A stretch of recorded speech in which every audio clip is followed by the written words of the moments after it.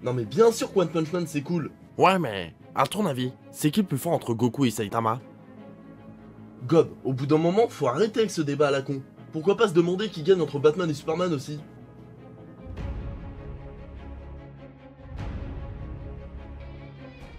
Bonjour, bonsoir à tous et bienvenue dans Conseil. Aujourd'hui un sujet brûlant dans le cœur des fans de comics, Batman vs Superman. Le film est produit par Dune Entertainment, DC Entertainment, Warner Bros et est sorti le 23 mars 2016. La réalisation quant à elle a été confiée par le réalisateur de Man of Steel, Zack Snyder. Ah, le film de merde où Superman tue des gens. Gob, si t'en es encore là, tu peux te barrer tout de suite.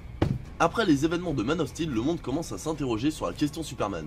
Est-ce un dieu à vénérer ou une menace qu'il faut craindre? Pour Batman joué par Ben Affleck qui a vu les dégâts qu'a causé Superman d'un point de vue d'humain, le verdict est clair, Superman est une menace. C'est également l'avis de Lex Luthor joué par Jesse Eisenberg qui va tout faire pour monter le monde contre l'enfant de Krypton, y compris le Chevalier Noir. Avant de commencer cette critique, je tiens à préciser tout de suite, je suis plutôt Marvel que DC's. Cette donnée en tête, on peut y aller. Alors, pour faire simple, j'ai pas détesté, mais j'ai pas aimé non plus. Comme on le craignait avant la sortie du film, les bandes annonces montrent tout et les producteurs ont tout fait pour rattraper le MCU, ce qui pose plein de problèmes. Que ce soit au niveau de l'action ou de l'histoire, tout s'enchaîne trop vite. Il n'y a pas de pause et ça permet pas d'avoir une réelle intensité émotionnelle pour le spectateur. Malgré le talent de Snyder qui a tout fait pour présenter Batman, commencer à aborder la Ligue des Justiciers et faire à la demande des producteurs, le résultat est loin d'être une réussite. Pour donner un exemple, la mort des parents de Batman qui était dans le générique était très bien pensée pour gagner du temps. Mais malgré ce genre d'ingéniosité, le but initial était trop casse-gueule de toute façon pour faire un résultat plus que correct. Vouloir présenter Wonder Woman joué par Gal Gadot et Batman dans le même film était tout simplement voué à l'échec. Pour moi, le film aurait dû s'arrêter au moment où Batman et Superman se sont alliés contre Lex Luthor et où ce dernier s'est rendu compte que ses plans de manipulation ont échoué. Le tout en enlevant Wonder Woman.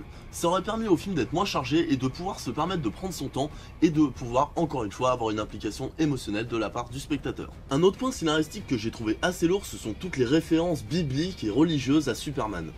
Ok, Superman a toujours été une référence pour Jésus, Dieu, ce que vous voulez. Mais là c'était beaucoup trop, entre la lance, entre le fait qu'il se sacrifie, entre ceci, cela... J'en pouvais plus. Je comprends l'idée, je comprends les métaphores, excusez-moi, je comprends les symboliques, je comprends tout ça, mais avec moi c'est pas passé, quoi. Au niveau de l'action, c'est le même problème. C'est beaucoup trop. Tout s'enchaîne quasiment sans interruption, ce qui m'a fait me décrocher du film par moments. Les combats en soi ne sont pas mauvais, mais je les trouve pas très fluides et lents. Vraiment très lents. Snyder oblige, c'est beau. Très beau même. Il y a plein de moments iconiques et mémorables, mais il n'y a rien qui m'a fait jouir. J'ai pas d'autres termes, il y a aucun moment jouissif dans le film, je trouve. Et pour la rapidité du film, qu'elle soit scénaristique ou au niveau de l'action, la fin était dans l'an. Mais dans l'an.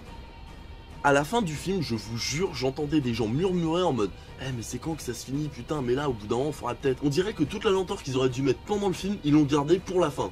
Genre non, on fait plein d'actions et vas-y maintenant. Lent. Et d'ailleurs, en parlant de fin...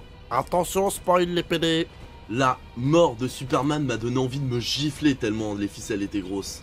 On sait tous qu'il y a une suite. Alors feinter la mort d'un des piliers de la Justice League, c'est encore plus con que la mort, entre guillemets, de Nick Fury dans Captain America 2. Et pour finir avec les défauts, on va parler de la musique, qui a été composée par Hans Zimmer et Junkie XL. Malgré quelques moments où la musique était belle et plutôt bien adaptée, j'ai trouvé qu'elle était d'un quelconque et qu'elle renforçait le côté surchargé du film par moments. C'était horrible.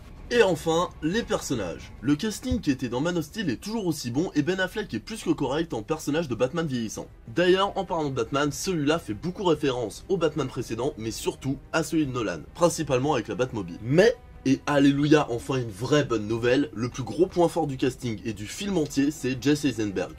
Son jeu est juste parfait. Toujours un peu fou, toujours un peu survolté et malicieux, mais sans en faire trop, l'acteur est complètement rentré dans le personnage. Y a pas d'autre mot. Pour conclure, Batman vs Superman est un blockbuster bourrin avec de bonnes idées mal exploitées. En sortant de la salle, j'ai vu pas mal de personnes se plaindre et pas mal de déceptions. Et je comprends pourquoi. D'autant plus qu'il n'y a pas de scène post-générique. C'est dommage. Je ne vous conseille donc tout simplement pas Batman vs Superman, si ce n'est pour pouvoir suivre le reste de la saga. Et voilà, ce conseil est terminé, j'espère qu'il vous aura plu. Dans tous les cas, vous pouvez me laisser vos avis dans les commentaires. Vous pouvez aussi aimer, partager la vidéo et vous abonner à la chaîne. En attendant, passez une bonne journée, /soirée, insérez votre espace-temps.